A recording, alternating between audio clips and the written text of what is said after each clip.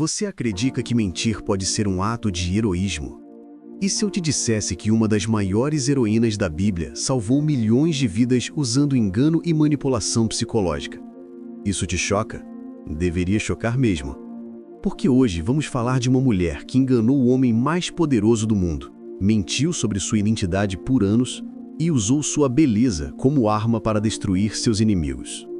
Mas aqui está a pergunta que divide opiniões. Ela foi uma santa ou uma pecadora? Esta é a história real de Esther, uma jovem judia que se tornou rainha do maior império da história antiga e usou sua posição para salvar seu povo de um genocídio planejado.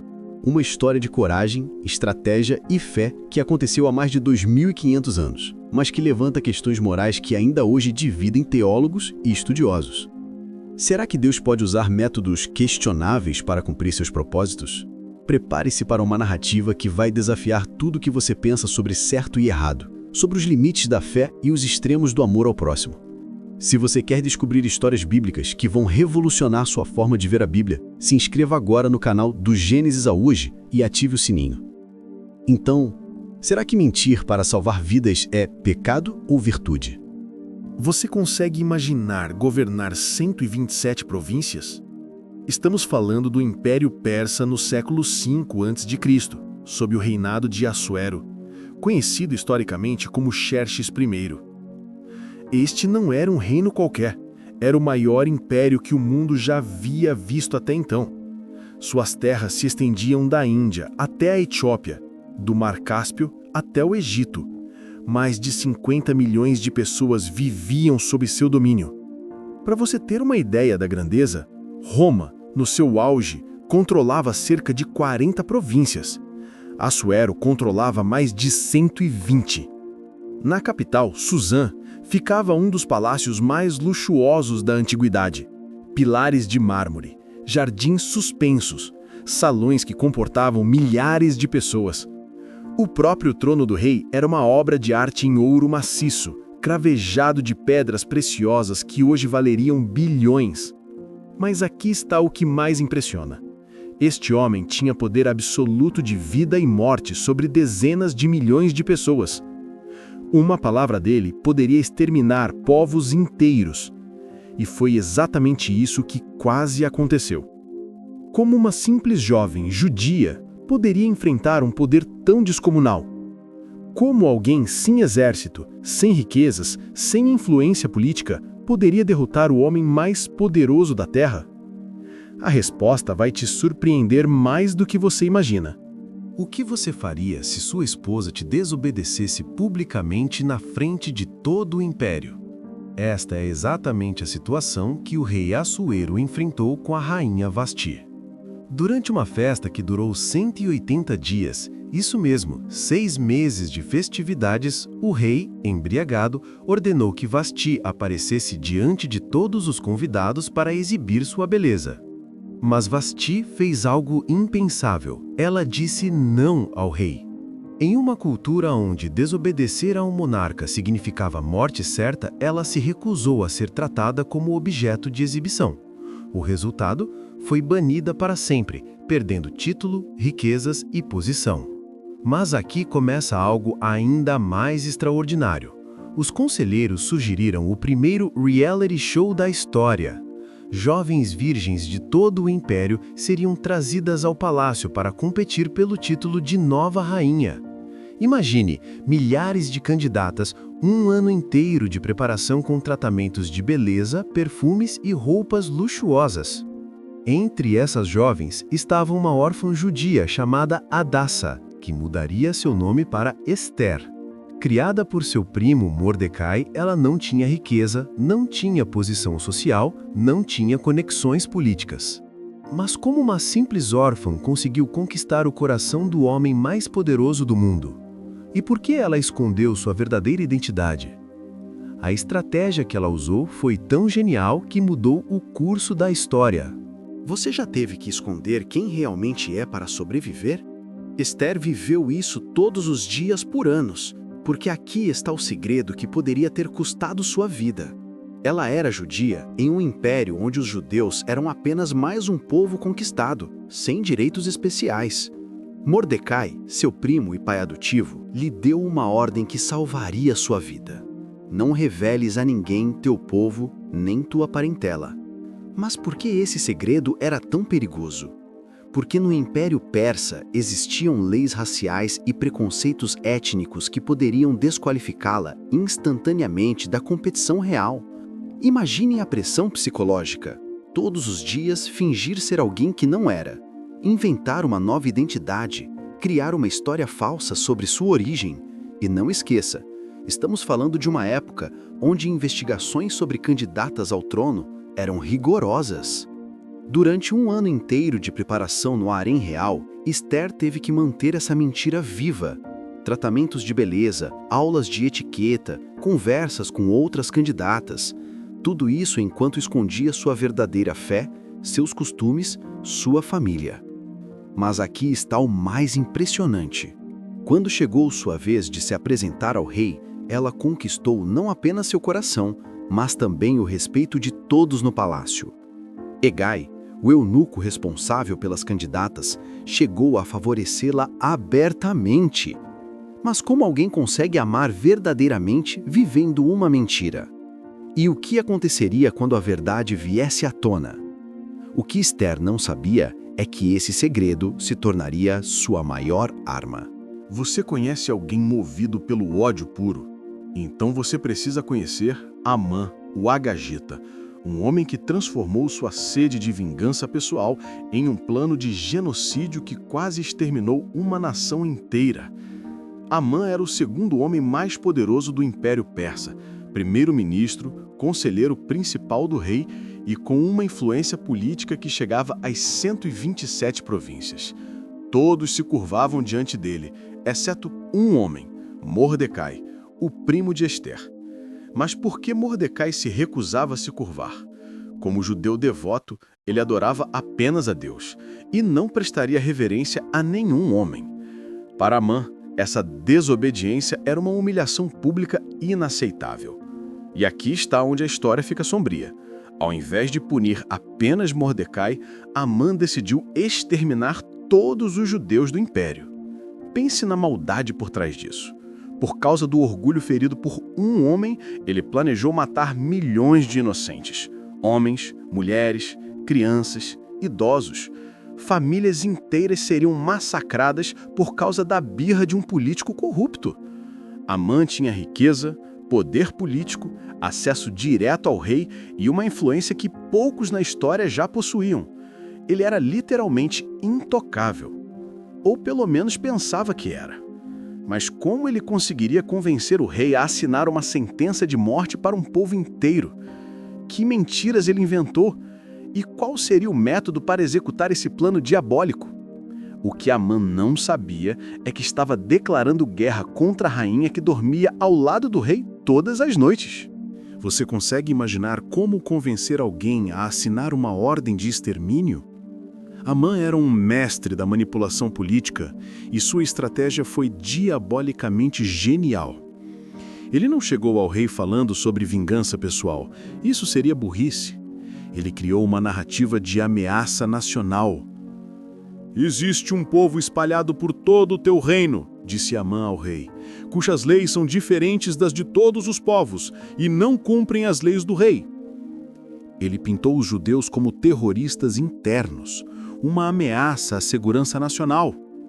E para selar o acordo, ofereceu pagar do próprio bolso os custos da operação, 10.000 talentos de prata, equivalente a cerca de 375 toneladas de prata pura. Assuero nem sequer perguntou qual povo seria exterminado, simplesmente tirou seu anel real, o selo oficial do império, e o entregou a Amã. Com esse anel, qualquer documento se tornaria lei imperial irrevogável. O decreto foi redigido e enviado a 127 províncias. No dia 13 do 12º mês, todos os judeus, homens, mulheres, crianças e idosos, deveriam ser mortos e seus bens confiscados. A data foi escolhida por sortes, pur em persa, dando quase um ano para os preparativos do massacre. Imagine o terror. Famílias inteiras sabendo exatamente quando morreriam, sem poder fugir, sem ter para onde ir. Um povo inteiro condenado à extinção por causa do ego ferido de um homem. Mas por que Amã deu tanto tempo de antecedência? Será que ele não percebeu que isso daria tempo para a resistência se organizar? O que Amã não sabia é que havia acabado de assinar sua própria sentença de morte. Você já teve que escolher entre sua vida e a vida de milhões? Quando Mordecai descobriu o decreto de extermínio, ele fez algo desesperado. Vestiu o saco de luto, cobriu-se de cinzas e foi até a porta do palácio gritar de dor. A notícia chegou até Ester. Seu povo seria exterminado em menos de 1 ano. Mas aqui estava o problema mortal. Havia uma lei no Império Persa que condenava à morte qualquer pessoa que se aproximasse do rei sem ser chamada. Mesmo sendo rainha, Ester não tinha livre acesso ao marido. E ela não era chamada à presença real há mais de 30 dias. Mordecai, então, enviou uma mensagem que mudou tudo. Se te calares neste tempo, socorro e livramento virão de outra parte para os judeus, mas tu e a casa de teu pai perecereis. Quem sabe se não foi para uma hora como esta que chegaste ao reino? Imagine a pressão. Revelar sua identidade judaica significava admitir anos de mentira ao rei.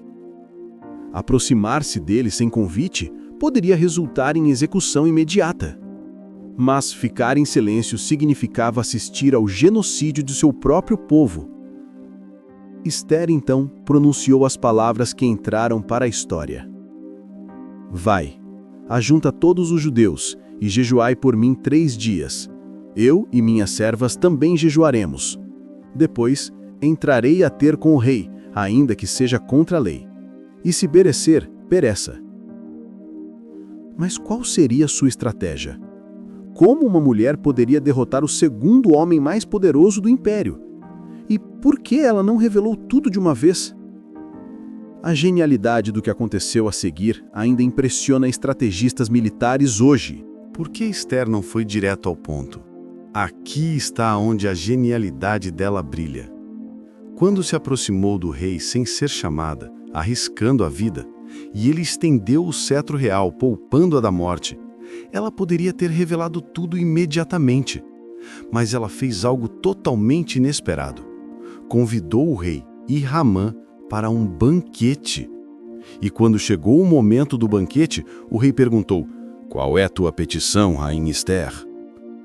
Todos esperavam a revelação bombástica, mas ela disse apenas: "Se agradei ao rei, venham o rei e Ramã amanhã ao banquete que lhes prepararei." 2 banquetes? Por quê? Porque Ester conhecia a psicologia masculina melhor que qualquer estrategista militar.